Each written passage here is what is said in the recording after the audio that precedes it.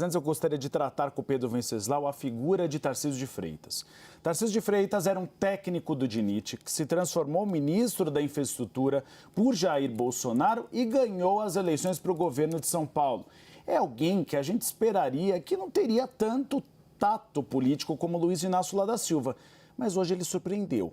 Ele surpreendeu ao não passar recibo, ao não se colocar contra Luiz Inácio Lula da Silva, porque ele sabe que ele precisa de recursos do governo federal até para tentar se reeleger em 2026, mas houve um ponto que chamou a atenção dos aliados.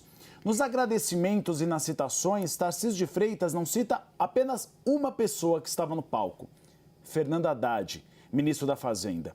E depois vem Luiz Inácio Lula da Silva fazendo elogios a Fernando Haddad. O que me disseram, Pedro Venceslau? O que queria Tarcísio de Freitas? Não, que essas imagens não fossem utilizadas na campanha, porque o temor de Tarcísio de Freitas é que Fernando Haddad seja candidato ao governo de São Paulo em 2026. Então a gente vê um Tarcísio que, de um lado, ele sabe fazer a política de não contradizer Lula, mas ao mesmo tempo pensando no que essas imagens poderiam ser utilizadas contra ele em 2026. Boa tarde a todos. Olha, eu me lembrei muito na campanha de 2022 de uma passagem quando eu entrevistei o Tarcísio e perguntei sobre a Dilma Rousseff, né? E ele desviou ali na conversa, não quis comentar muito, mas claramente existe um respeito muito grande do Tarcísio pela Dilma e vice-versa. Você nunca vai ver, Uribe e Tainá, vocês nunca vão ver o Tarcísio falando mal da Dilma, nem a Dilma falando mal do Tarcísio. Estou fazendo esse preâmbulo porque ele foi para o DINIT levado pela Dilma para fazer uma limpeza depois de alguns escândalos de corrupção. E é muito grato a Dilma, ou seja, a carreira dele ascendeu no governo do PT. E por acaso ele virou ministro no governo do Jair Bolsonaro. Poderia ser um governador de esquerda se a circunstância fosse outra.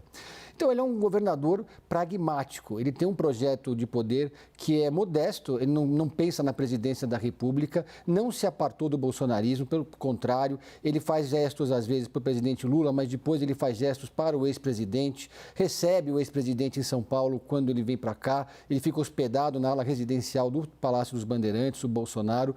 Então, é uma relação que às vezes fica tensionada entre ele e o ex-presidente. Mas o projeto dele é muito claro, ele quer se manter próximo dos bolsonaristas, próximo do ex-presidente, mas alçando o voo próprio e passando uma imagem de um governador republicano que pensa no estado de São Paulo, faz as parcerias que são necessárias de forma pragmática, sem pensar com o fígado, sem agir de forma estritamente política. Às vezes ele acaba pagando um preço por isso, às vezes existem alguns rompantes bolsonaristas que atacam o governador, mas ele está muito seguro da estratégia que ele está fazendo nesse momento.